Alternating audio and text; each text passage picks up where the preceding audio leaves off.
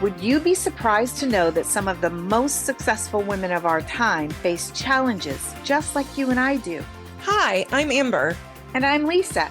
We're authors of the book Leading Ladies. Discover your God-grown strategy for success. We invite you to join us in an honest, messy bun conversation about the things we'd rather keep hidden in our lives. Some of those things can keep us from moving forward in purpose. So grab a cup of something delicious, kick off your shoes, and hang out with us for the next 30 minutes. Good morning, everyone, and welcome to another coffee chat with Amber and Lisa. And as always, I'm Amber, and here's my partner in crime. Say hi, Lisa. Hello. And we have a special guest on the podcast, Heather Atkinson, who is joining me in the messy bun. We had a messy bun contest, and I got the ultimate messy. You've got the ultimate messy. I have the 1 week messy bun. No. The 1 week unwashed messy bun. They say that's great now. Have you guys seen the big debate about how often to bathe their children? No.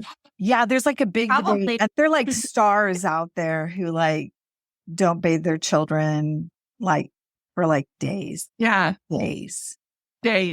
Sorry, it just correlated with your unwashed messy bun. I was really stoked when I found out Brad Pitt's bad habit was he does not take a shower every day. He uses baby wipes. And to me, baby wipes, I have not gotten rid of baby wipes since I've had babies. How about you guys? They take They're out very- stains. They clean up messes. Yes, I cleaned a teenager's shoes with them the other day. There you go. See, Yeah. very versatile. Yeah. We're I really just- not here to talk about baby wipe. Yeah. How about the Chiefs? How about those Chiefs? How about those Chiefs? Yes. It's funny, a year ago doing this, Amber really didn't like my Chiefs very No, it didn't. It wasn't like that. I didn't like the Chiefs. It was because I really didn't watch sport. I didn't watch football. Baseball is still a little bit, but it's okay. It's okay. baseball. You don't like baseball? Things you just need to have on in the background. Just, I don't know. Yeah. The sound of the announcer, the slow speech. Yes. Yeah. I just Now, like, I'm not good with golf. I can't do golf in the background. No. I'm like, That's a nap turn show. that off. my husband is officially stoked because next week is the end of football season and he gets back the TV, which is really, Oh, he's not a football fan, but you are a turn. I probably got into football the same time the Swifties did. And Technically, Amber's a Swiftie I'm not a era Swiftie. entry into football, but she's really not a Swiftie. I'm Okay. not a Swiftie. It's just now that I've actually watched it and I've seen people like helmets bust. It's pretty, and I didn't have boys. So there's something about boys playing sports and things getting busted. I don't know. I've had not all really seen that. brothers, and yeah, lots of things got busted. I had all girls, but can I be honest? Some girls are pretty rough and tumble. Yeah. My girls, my oldest, Hannah, she hates probably when I tell this story over again. I'm sorry, Hannah, if you're listening. Hannah was 5 and she just wanted to beat up boys, and she did. She's all of 5'2", 5'3". She just had a baby last week. And I said she was 5'2", and she said, Mom, I'm 5'3". But she did. She just wanted to beat up the boys on the playground. And she was Well- really mad when they would only let her be the pink Power Ranger. So some girls, Exactly. And you know what? As moms, we're like, okay, don't do that, honey. But we're like, oh, yes, that's secret. And no one knows parenting better than Heather. I wanted you, Lisa, to introduce Heather to us all yes. as the person who, as the mother of the year, we're officially giving you that title, the mother of the Grammys of the year. Right. Heather's going, might- whoa. Heather is a very dear person to me. I have known Heather since she was a teenage girl, and I was much younger. Heather has grown into this amazingly beautiful Christian woman, and I watch her from a distance now, and every once in a while we Marco Polo or we send texts. But she was just a teenage girl when I first met her. I actually knew Heather's husband, back then boyfriend, Chris, before I knew Heather. Chris introduced me to Heather, basically. Heather and a couple of other young ladies felt called to do some music ministry. They were involved in fine arts competitions, and I started working with them vocally back then. I really don't know that I helped them much, but they were pretty sharp young ladies. As teenage girls, You they helped us. chose to start a ministry where they started going into schools here and there and doing some school, what do you call those, assemblies where they taught on some different topics. And I've just watched her bloom and blossom. She's a beautiful mother. She still does so many awesome things that I just peep in on every once in a while on social media. So, Heather, I am so excited you're here with us. When we decided we were going to talk about motherhood, and once again, we were bouncing off of that whole thought concept that we expect women to basically parent as if they don't have a job, but perform successfully in the workplace as if they don't have children. And when we started doing the Leading Ladies book, we wanted to be as diverse as we possibly could. And one topic that we really haven't discussed until last week is because we didn't want anyone to feel like they weren't included, because Sure. there are many women who would love to have children, do not, Yeah. or many women who have chosen to not have children. They feel that is what they're supposed to do, and that is absolutely fine. But we didn't want to exclude anyone. We decided to go ahead and jump in and talk about it because we are all female. We have certain characteristics and tendencies that I believe Father God put in us with purpose. Yeah. And even if we're not nurturing, birthing, we are planting and called to utilize what he gives us. And so we thought we needed to talk about it. Yeah. So tell us a little bit about you and how long you've been married and all your little chicks. I got married fairly young. My husband, Chris, and I met. I was 15. He was 17. Yeah, we were babies. But you don't feel like you're a baby then. You're so grown and you don't, even though you don't. Met at youth camp, became friends. We got married when I was 19. He was 21. We waited a couple years to have kids. And then we had our first son, Eli. He is now 20. He's You married. were actually pregnant about the same time. You did your Yeah. first Eli when I did mine, Eli. Yeah. Wow. I forget about that. Yeah. So we had our Eli. He's been married just a little over a year. They got married young too. So they were both 18 when they got married, but loved her to pieces. She's amazing. So I have a daughter-in-law, Sina. And then we had Ian. Ian is now 18. So he's a senior in high school. And then we waited a little bit. We had talked about adoption before, but we were just like, we want to make sure the timing's right. Not that the timing's ever right, but so I was like, you know what? I always wanted a girl, but I was like, I think I'm good with two boys. Like boys, they're fun. They're easy enough. My husband said, let's try for one more. And I was like, okay, it's going to be another boy. And it's like, fine, whatever it is great.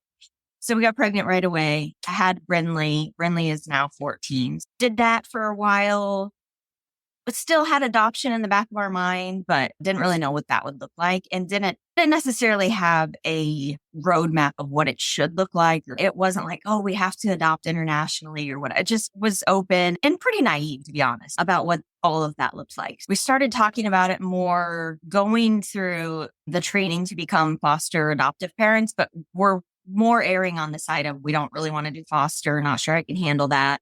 And the church we were attending at the time, the pastor's wife, she was a foster mom at the time. And she said, you know what? You should consider it. Just go in with an open mind, because if you get the kids placed in foster care, then they're with you the whole time up until adoption, not like with another. So we thought, okay, we'll try that. Ended up going through the training, was like, okay, yes, this is for us. We're waiting and ready for whenever this happens. But we already had 3 kiddos. So we knew that we wanted probably just one child to start, because we didn't know what it was going to look like. And we wanted a kiddo that was younger, just so that you hear things about birth order. You don't really know how anything. Right. And so you're like, okay, let's try to play it safe, at least going into it. So we waited probably 8 or 9 months. We got a few calls for placements, but they were always like sibling groups. And so we were like, it pulls at your heartstrings. You're like, yes, I want to. Is it the smartest, wisest thing? Probably not, since it's our first time. So we waited and then got a call one day for a little boy who was 9.5 months old. He was in Children's Mercy at the time, being like just overlooked and everything, make sure everything was good. And so we thought, okay, this is a single child, and you don't always really know, but he didn't, that they knew of, had siblings in the system. So we weren't going to like have to give him over to another family at some point because of other siblings that he may have had. Anyway, sorry, I'm making this more complicated than it No, is. you're that's not all at right. all. Anyways, so we got Avery. Long story short, we got Avery the next day. I won't tell you all of his story just because it's his story, but fell in love, of course, immediately.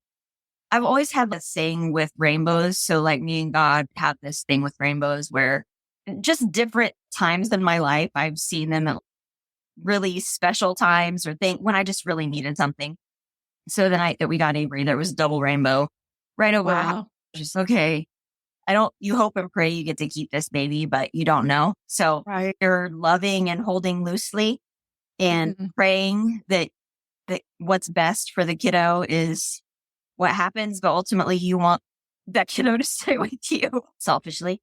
But honestly, God really did give me a heart for his mom, his bio mama too, because there's so much hurt that those moms experience, and a lot of them are just repeating cycles that they've grown up with. And so Yeah. wanted to be passionate for whatever she was walking through at the time came for me to meet her or whatever.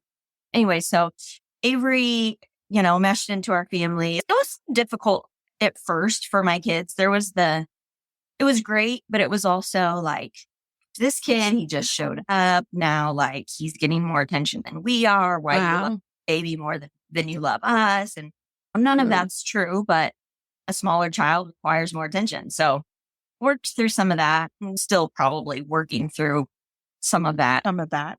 Yeah. And then Avery's mama got clean for a couple years and got pregnant again. I was actually not with her when she delivered, but 10 minutes after she delivered, I was at the hospital. She had called me up there. And so walked through that process somewhat with her. We had a relationship at that point and was generously open to keeping that connection, which I loved. So she had Addison.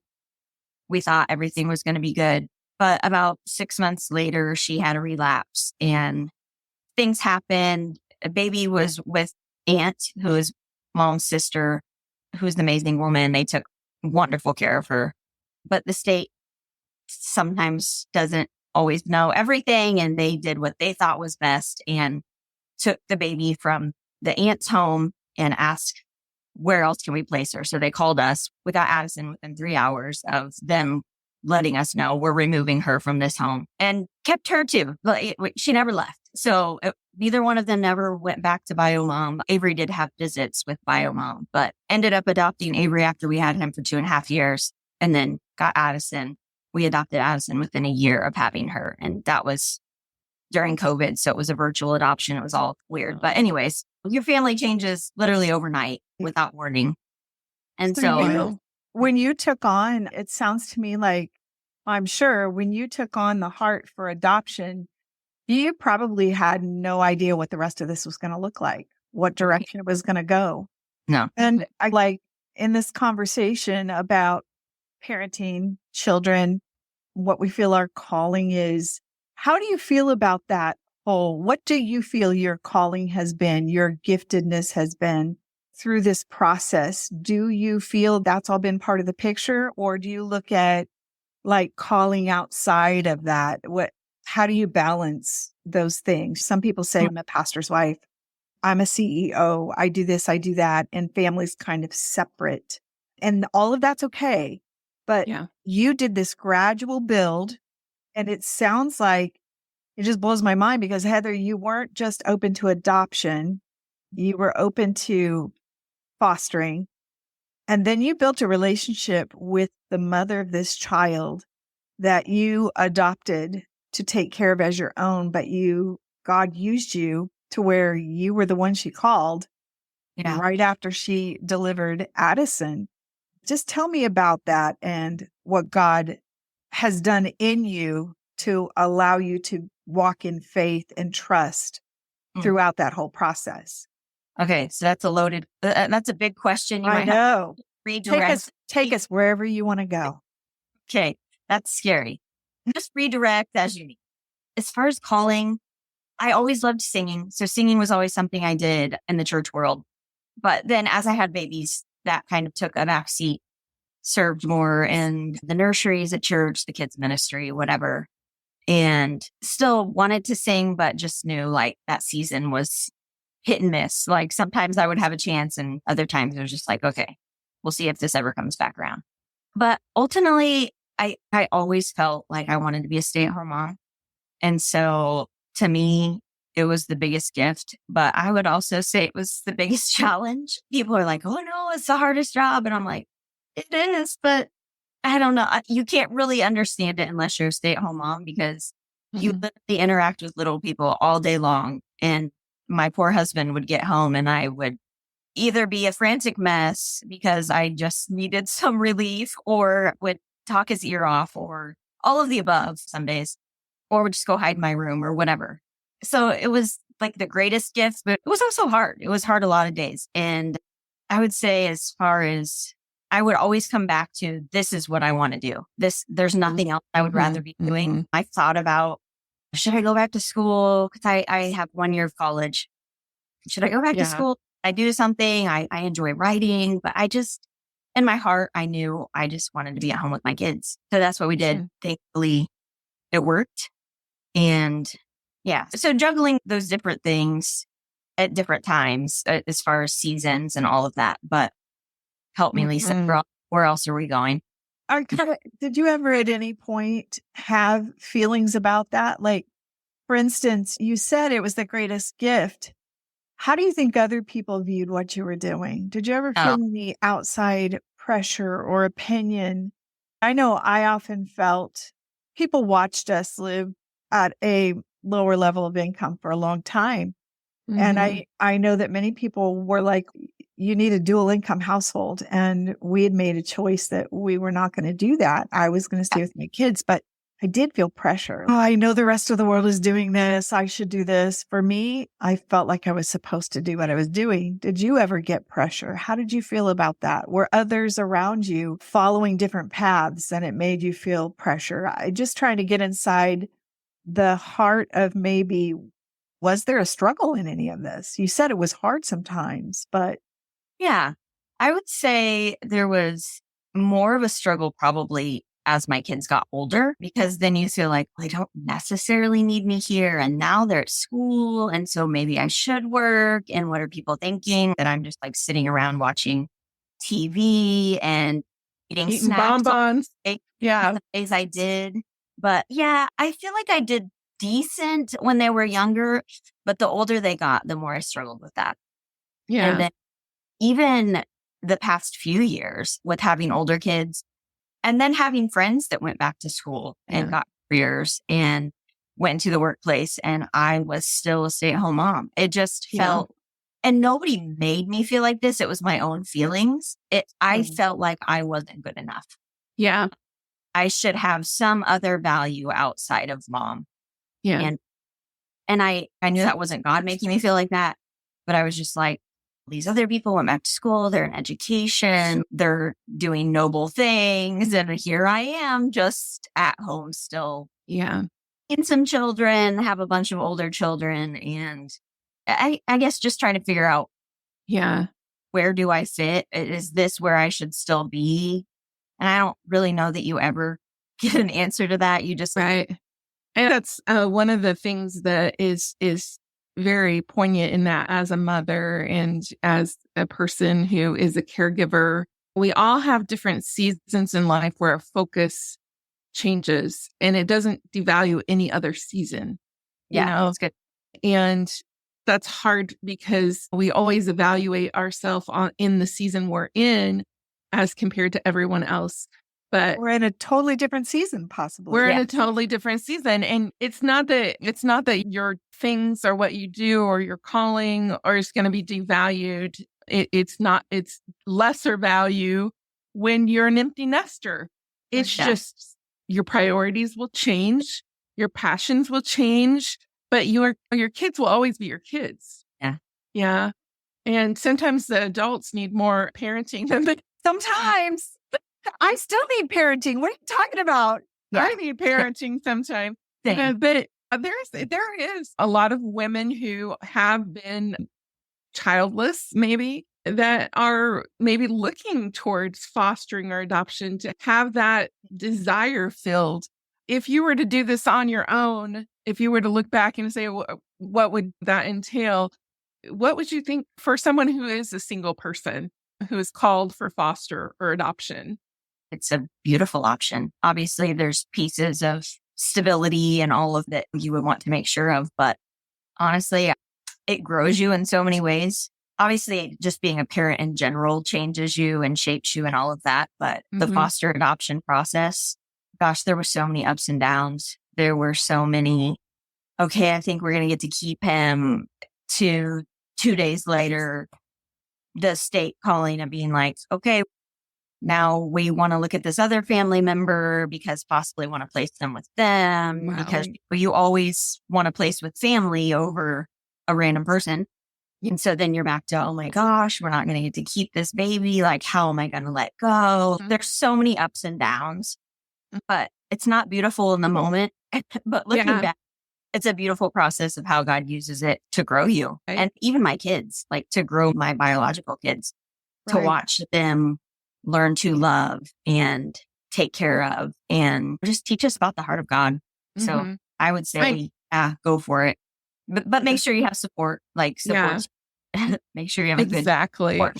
I know becoming a parent opened my eyes to somehow how selfish I was with it's like you think you can maintain the same life and the same priorities, and you really have to step away from what you would like to do or where you would like to go, or that it is a sacrifice. And I think that people don't understand that you can't just add a child to your life. Has to change for a child.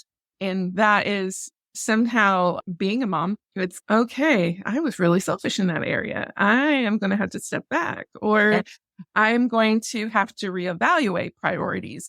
And okay, God, you have me here in this season for a reason. Because I know a lot of parents, like Stacey Sanchez, who's on our podcast, she's actually parenting her grandchild. So it is a different season because you realize, okay, things change. You have to put this little one first. I would say you lose yourself in that too, though. As we did the book, so many women went through the same situation. You get to this point in life where you are so caught up in all the different plates you're spinning, hats you're wearing, and you do wake up one day and you are lost. It's okay, wait a minute. Who am I again? I don't even remember that young girl from a few years back. And what can I do? Have you had those moments, Heather? And when you had, give us some practical things that you did to try to refocus and basically go in and reaffirm God's call on your life to do the things that he had placed in your heart to do. Yeah. Oh, have I had those moments? So many moments. Yeah, because being a mother was what I always wanted to be. And it was beautiful and hard and all of the things. But also then there were times when I would be like, but who am I outside of that? What do I want to do? What, besides loving and raising my kids, who am I? Do I still sing? Am I writing anything? What brings me fulfillment? What brings me joy? And honestly, I'm more of a survival, let's just keep these kids alive every day kind of person. And my husband's more of the goal setter. And so he would bring me back to, okay, let's explore like your strengths or your gifts or whatever. And I'm like, that's good. I have maybe more. He's a good guy, that is husband of yours. He is. So he would often recenter me or even help me prioritize time for myself, because you become more selfless, but almost to the point of where you feel selfish to even take time for yourself. Either. So yes, so went through that, still go through that. But I will say I've struggled with anxiety, like panic disorder, since right after we got married. Probably before that, but really the panic attacks started happening after we got married. would ebb and flow. Sometimes I would have good periods. Other times, especially after I would have a baby, my hormones were super jacked up and would not be great. So all of that factored into. So then feeling like I'm literally going insane or losing my mind or my body can't calm down and trying to raise children and just all of the things. You're like, I don't know how to balance it all. So I would say my husband was huge, but friends, church, just other people that can help you get outside of motherhood for just a couple hours. Be like, okay, let's just go out to eat, or let's go get a tattoo, or let's go get our naps. I like that one. Let's go get a tattoo. Let's go get a tattoo. Yeah. So just things that kind of help you reclaim, okay, I am an individual. I still have wants and desires and needs, and that's okay. And that's good. Yeah. And that's somewhat what keeps me balanced and sane. Yeah. And Stacy said, you're absolutely right. Pieces start falling off. And it is because you're balancing everyone's needs. You don't think you lose sight of who you are. And I love that your husband reminds you of that. What would you say to a woman who just doesn't have someone like your husband that really just reminds you of your value as a wife, a mother, a caregiver? How do you reconnect with that, your value? I would say friends are helpful, but honestly, therapy's played a huge role in my life, finding counselors that can help me. I feel like when you're in the middle of that, like you really can't even think clearly. And so having someone help you think clearly again. Yeah. For me, and this goes back to the anxiety piece, but medication was important. Yeah. Helping my brain calm down and not be in freak out mode all the time. Exactly. So just figuring out what those steps need to be. And unfortunately, it's not a fast process. Yeah. But I would say I'm right with you, sister. Therapy, like anything that can help you get back to just peace in your life. I'm a huge advocate for. Yeah, I know with struggling with, I have mental health diagnosis as well, and I've always, I passed this down to my children, and you take a lot of responsibility on your shoulders. Yes. Even dealing with stuff like anxiety or depression or anything. And you feel that responsibility to be this good role model. Yet I think there's a line where God had to say, you know what? Why don't you and I focus on what your struggles is and know that this element of your kid's life, I care about it more than you do. Exactly. Yes. Sometimes we feel like we're the ones that carry that weight of whether or not our children are successful, whether or not they have a walk with Christ that will sustain them. We take that on ourselves. It comes to a point where we have to recognize God loves them and cares for them and brought them into this existence for a relationship with them, separate from how we parent, we nurture. It's out of our hands at some point. Yes. Yeah.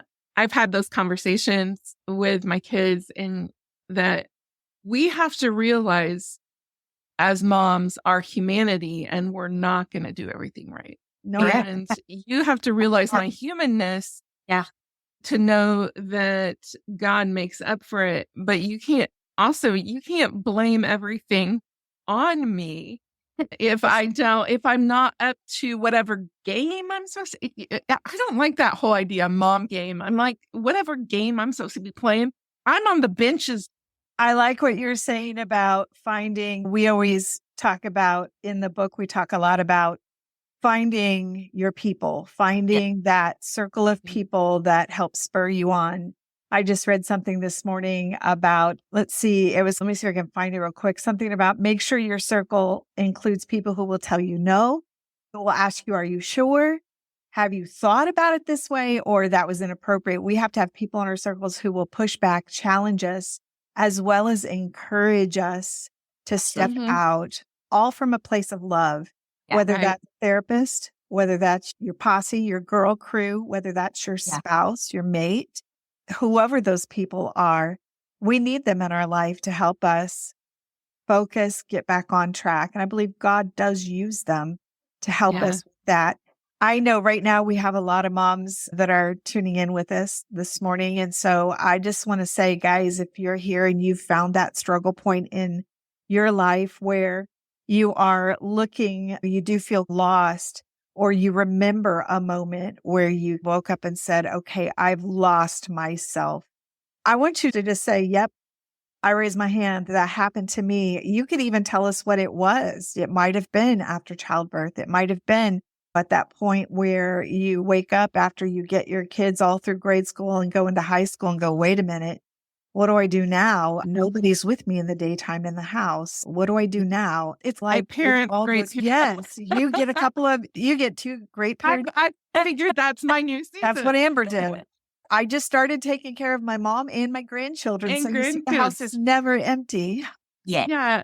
No, seriously, what did you do? Some of you who are listening, let us know. Yeah, I went through that moment. It happened to me.